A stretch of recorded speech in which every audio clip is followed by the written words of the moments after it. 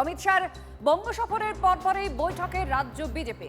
সেচ দপ্তরের বাংলোয় গুরুত্বপূর্ণ বৈঠক। বিজেপির রাজ্য সভাপতি, মুখ্যমন্ত্রীর বৈঠকে উপস্থিত বঙ্গ বিজেপির 4 জন সাধারণ সম্পাদক এবং সাধারণ সম্পাদক সংগঠনও উপস্থিত রয়েছেন। প্রদীপ্ত আমাদের প্রতিনিধির সঙ্গে রয়েছেন। প্রদীপ্ত, একেবারেই সাংগঠনিক বৈঠক বোঝাই যাচ্ছে।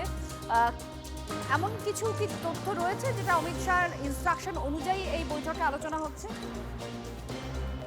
অমিত শাহ 3 দিনের সফর শেষ করে কিছুক্ষণ আগেই তিনি বাংলা ছেড়েছেন এবং এই সফরে তিনি শুভেন্দু অধিকারী সহ দলের একাধিক নেতৃত্বকে বেশ কিছু বিষয় নির্দেশ দিয়েছেন যে সাংগঠনিক ক্ষেত্র এবং সরকার কিভাবে সমন্বয় করে চলবে এবং সংগঠন কোথাও যাতে কোনো আত্মতুষ্টি না আসে, তার কারণ রাজ্যে ক্ষমতায় আসার পর বিভিন্ন ক্ষেত্রেই দেখা যাচ্ছে যে বিজেপির কয়েকজন নেতার আচার আচরণ নিয়ে প্রশ্ন উঠতে শুরু করেছে। সেখানে যাতে কোথাও কোনো রেয়াত করা না হয়, যেমন আজকের বৈঠকের অন্যতম গুরুত্বপূর্ণ অংশ হতে চলেছে। একই সঙ্গে যেহেতু রাজ্যের বিভিন্ন যারা বিজেপির নেতৃত্ব দিয়েছিলেন পদাধিকারী হিসাবে, তারা এই মুহূর্তে রাজ্যের মন্ত্রী হয়েছেন, ফলে সেই জায়গাতেই বা কারা দায়িত্বে আসবেন তা নিয়েও বৈঠকে আলোচনা হওয়ার সম্ভাবনা। এবং একই সঙ্গে হর ঘর তিরঙ্গা যে কর্মসূচি রয়েছে আগামী 9ই আগস্ট থেকে 14ই আগস্ট পর্যন্ত চলবে, সেই কর্মসূচি কিভাবে সফল করা যায় তা নিয়েও আজকের বৈঠকে আলোচনা হওয়ার সম্ভাবনা।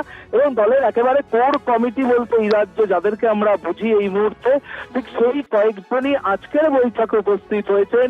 শুভেন্দু অধিকারী, শ্রমিক ভট্টাচার্য, সুকান্ত মজুমদার, অমিতাভ চক্রবর্তী, কেন্দ্রীয় পর্যবেক্ষক সুনীল বনসাল, সহকারী পর্যবেক্ষক অমিত মালভিয়া এবং একই সঙ্গে রাজ্য বিজেপির সাধারণ সম্পাদক যারা রয়েছেন তারাও আজকের বৈঠকে রয়েছেন। এখন দেখার বিষয় যে এই বৈঠকের পর হর ঘর তিরঙ্গা বা অন্যান্য কোনো কর্মসূচি নিয়ে প্রকাশ্যে বিজেপি নেতৃত্বই বা কি বলেন। ধন্যবাদ।